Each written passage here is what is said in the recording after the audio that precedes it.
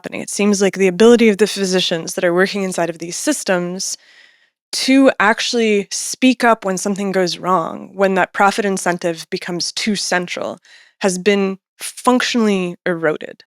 I would say that's true. In every system where you're dealing with a public safety phenomenon, I want to know that the people have been, adequately checked out and there's this safety measure in place. And for hospital systems, the safety measure was supposed to be this law that was enacted in 1986.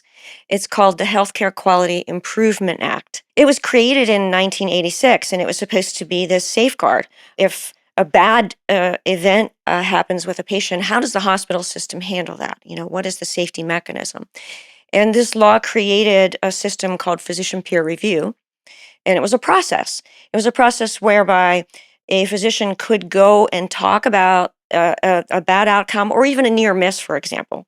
And it was supposed to be a non-jeopardy event, right? Because everybody who participated in this evaluation enjoyed immunity. Like you wouldn't get in trouble for Right. bringing something up. You could speak up without any concern of losing your job or having your medical license impacted.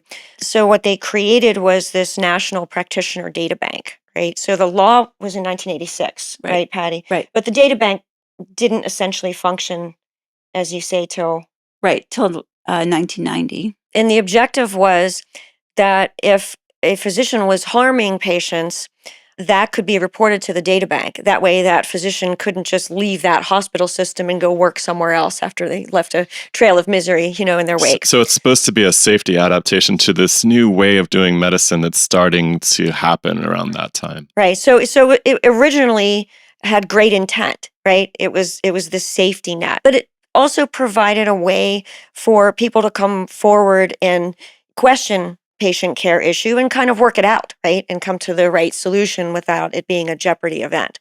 But sadly, what has happened is this whole law, this safety system has been completely inverted. Because the hospitals enjoy immunity from these processes, they would basically report good physicians who were advocating for patients, they would report them to the data bank in what's called sham peer review. And we came to learn that this was a huge problem. And the other side of the equation is that if there were physicians who brought a lot of revenue into the hospital, let's say orthopedic surgeons or cardiac surgeons or neurosurgeons, and if they were